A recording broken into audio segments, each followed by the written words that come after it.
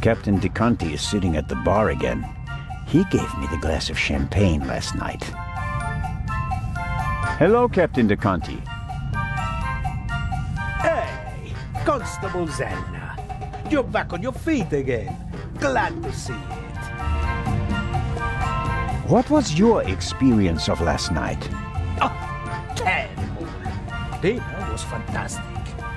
Everyone was excited about having a pleasant drink under the stars.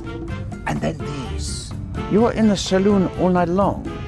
As the captain, I have to care for my passengers. After you and the others rushed out, I tried to maintain a festive atmosphere.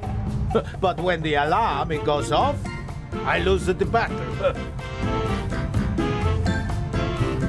How was the Baroness? She really surprised me. After she was so unapproachable at the reception and didn't show her face for the entire afternoon, I was afraid she was one of the bores and bourgeoisie. But then she arrived in the early evening in the best of moods. Already had a few, if you know what I mean. Did she say anything to you? She asked me where Legrand's cabin was. I told her, then invited her to come for drinks in the evening. I said it would be great fun. The whole ship will be there, and you don't want to miss that, I told her. And then? She seemed to like the idea. She smiled, and then left again for a few minutes. Then she came back and seemed very happy. We drank a toast to life. But at some point she didn't feel well anymore? She overdid it a bit. She suddenly started to swoon and almost spilled her drink. I asked her if she wanted to rest for a moment in her cabin. At first, she didn't want to. She definitely wanted to stay in the saloon. But then she realized that she really did need to lie down. We left together. You know the rest of the story. Did everyone drink from the same bottle of champagne last night? There was more than one bottle, if that's what you mean. There were quite a few guests, and the event lasted several hours. The last bottle of champagne, the one the Baroness drank from, did anyone else drink from it? Certainly. We have reason to believe that the champagne was drugged. Incredible. But wouldn't that have made everyone drowsy? Not if it was only the Baroness's glass that was drugged. I see. That's possible. On a night like that, many glasses are filled and emptied. There are several stewards, many guests. No one keeps track of every glass and every bottle. A few drops in a glass? Yes, it's certainly possible. The glass you handed me last night, where did you get it? Ah, I understand. You think your glass was poisoned as well? Did you pour it yourself? No. I saw that you weren't doing so well and wanted to rescue the situation. I took the first available glass and I give it to you. Was it on the table?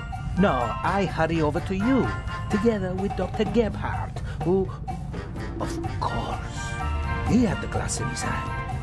He was looking around for a place to set it down so that he could examine you. I took it from him. And gave it to me. I'd like to apologize for that, but you look so worse for the wear, and I just wanted to comfort you. I didn't think of looking for a new glass for you. So the doctor had the drugged glass in his hand. Is it possible to find out where the alarm was set off? I'm afraid not. There are alarms all over the ship. I saw that they're sealed. Can't we just check whether the seal is broken? I'm afraid they're gonna be missing on a lot of alarms. You know, this is an old ship, and over the years... So, you're saying that the alarms haven't been regularly maintained? I'll inform the crew immediately, of course. Of course. What can you tell me about the passengers? Oh, not that much, I'm afraid. I wanted to get to know them properly at the reception. In most cases, I just shook hands with them as they boarded the ship. There are a few regulars on board, and after dinner I had a conversation with Mr. Kreutzer, a talented violinist, and Lady Westmacott. But you already know them from the train. It seems like there aren't that many passengers on board. These bloody airplanes are making our lives miserable. Can you imagine? Grown men prefer to jam themselves into a narrow metal coffins instead of enjoying the fresh sea air on a ship. It's all about saving time. It shouldn't be about how much time it takes to get from A to B, but about how you spend that time. What you experience on the journey, that's what it's about. I'll get back to my investigations now. Ciao, Constable. The alcoholic drinks and everything that goes with them is top-notch on this ship. Fresh ice and tongs. They could be useful.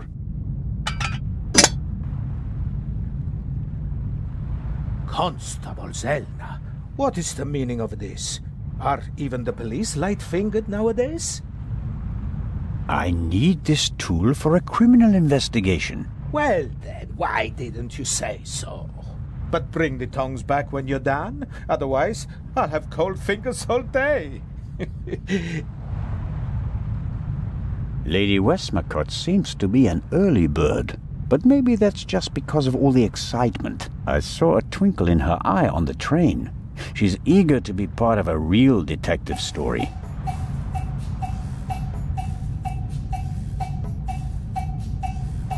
Lady Westmacott, already on your oh.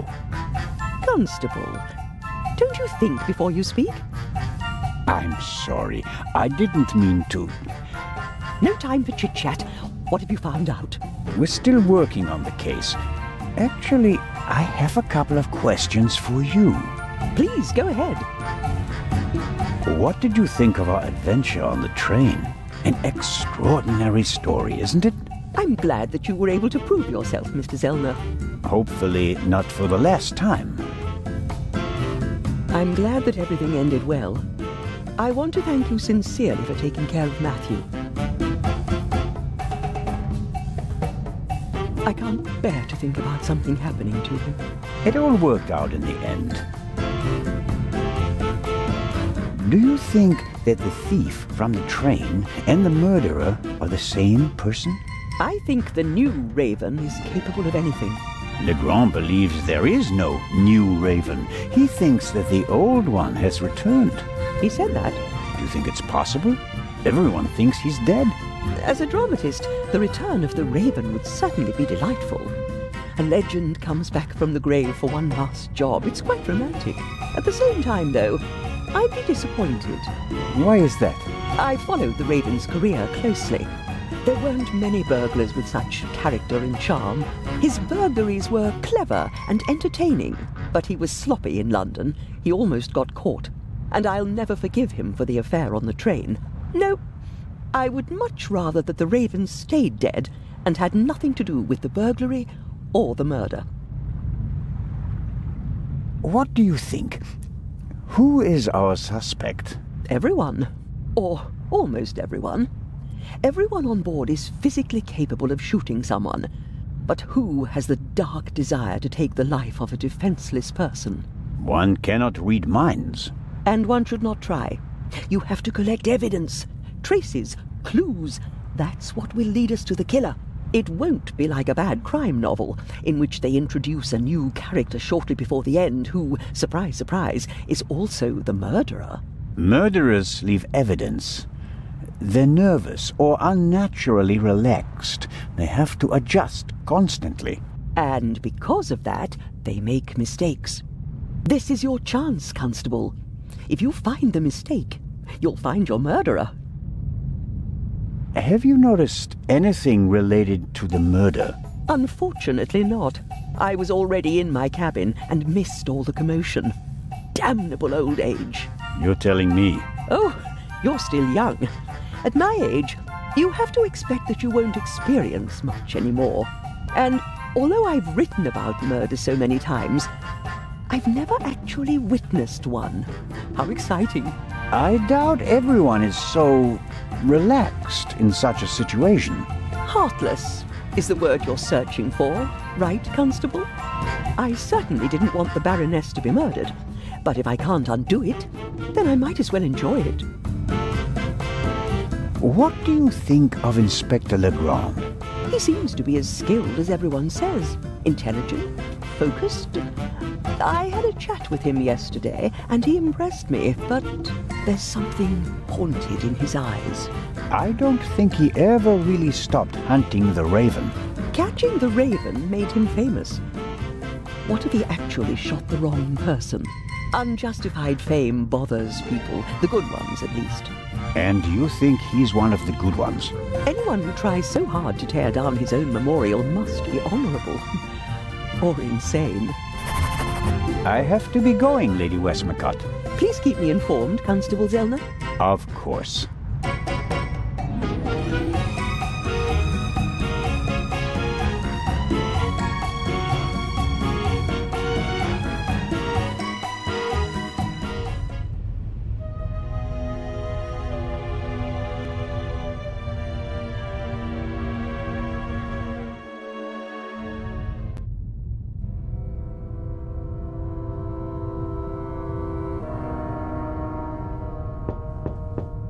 Come in.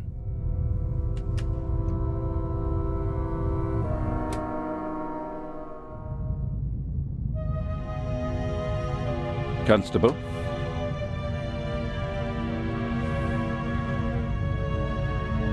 About the tranquilizer. Who gave you the glass of champagne? It was Captain de Conti. You're sure? He doesn't deny it, but he also says that the glasses passed through many hands that night and that everyone had access to the champagne. So it could have been anyone. Maybe the question isn't who put the poison in the glass, but rather who it was they wanted to poison. Smart. And who were they trying to poison? Dr. Gebhardt? The captain got the glass from him. An unconscious ship's doctor. That sounds like it would be more use to a murderer than a drugged constable. You think so? Did the murderer have reason to assume that his shot might not kill the victim immediately and that Dr. Gebhardt would be able to save her? You're right. That's improbable. My ego is just searching for reasons for them to want to kill her and not me. Good job, Zelna. I'll be in touch if I uncover more clues. Very well.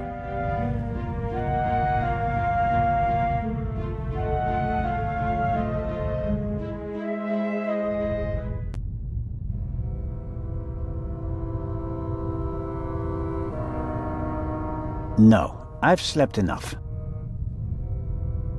Dr. Gebhardt locked the door, and until I have good reason, I won't wake him up. Something tells me that he wouldn't be amused.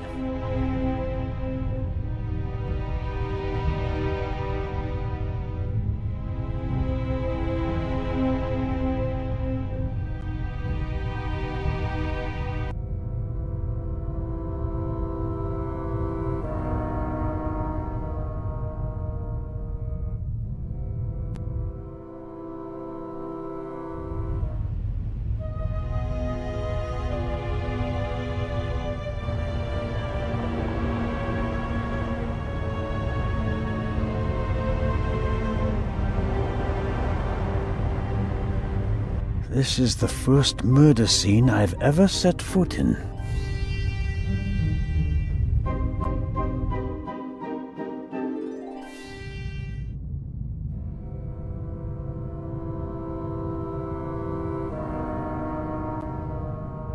The door frame was damaged when Dr. Gebhardt kicked it in. The real question is, why was the door locked in the first place? Another alarm. It was tripped at some point. The seal is broken. But there's no way of telling whether it happened yesterday or 5 years ago.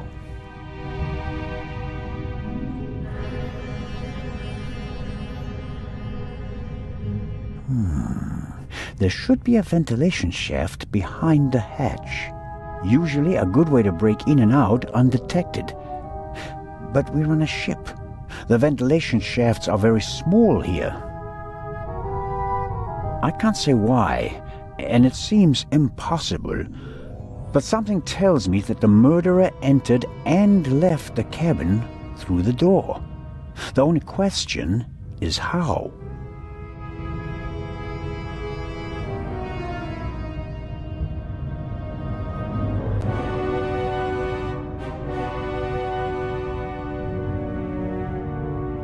The most unportable portmanteau I've ever seen.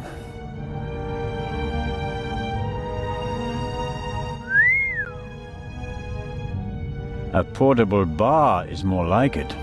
Must be hard work transporting this big, heavy thing halfway around the globe. And the Baroness was lucky that the other freight cars were only lightly damaged by the explosion. An impressive piece, but I don't think it'll get me anywhere with the murder investigations.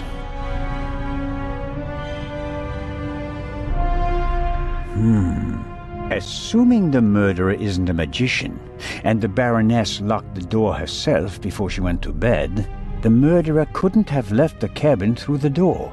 So, the murderer must have still been in here when Dr. Gebhardt kicked the door in, which is unlikely because someone would have seen him, or he found another way out of the cabin.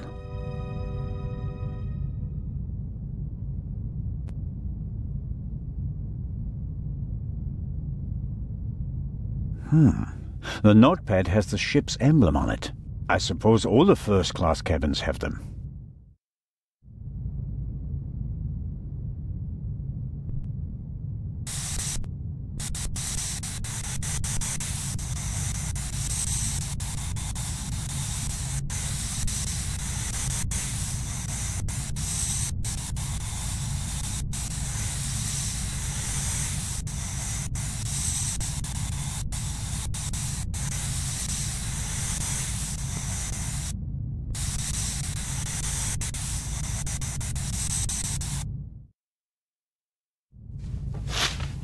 It says, "Inspector, be in the saloon at 10 p.m. There is a murderer on board and I will expose him.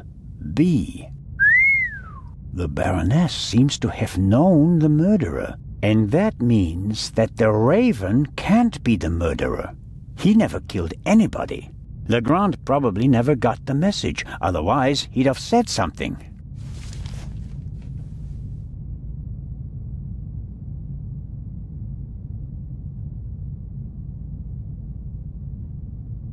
The message from the desk of the inspector.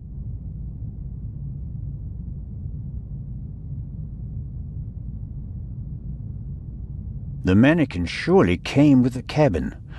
A mannequin for the Baroness's clothes would have a more generous figure.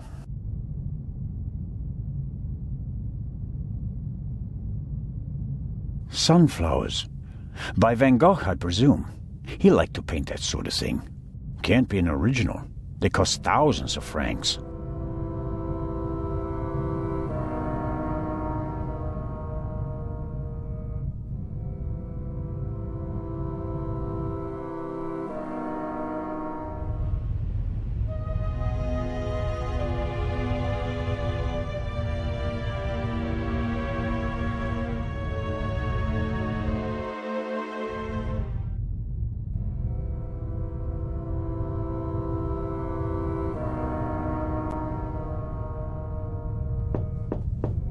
Come in.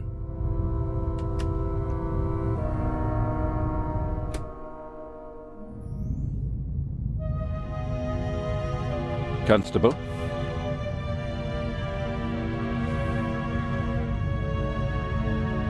I was able to make the traces of a note on the Baroness's notepad legible. She wrote that a murderer is on board and that she'll unmask him. She asks the recipient to meet her in the saloon at 10 p.m. If we can find the recipient. I was the recipient. Monsieur? When I entered my cabin last night, I found a message on the floor. Someone must have slipped it under the door. Why didn't you say anything about it? I didn't know that I was obliged to. We're partners. Not really. You're helping me out until we reach Cairo, because you somehow managed to remain on board. But I'll choose when and with whom I share information. You can accept that and continue assisting me, or you can spend the rest of the journey on a deck chair thinking about missed opportunities. and none of this is by any chance related to the fact that the message doesn't suit your Raven theory. The Baroness knew the murderer from the past, and he was already a murderer when he boarded the ship. The Raven was always just a thief, not a murderer. Careful, Constable. Are you accusing me of perverting the facts? Of course not, monsieur. Then let's get back to work. Good day, Constable. I'll be in touch if I uncover more clues. Very well.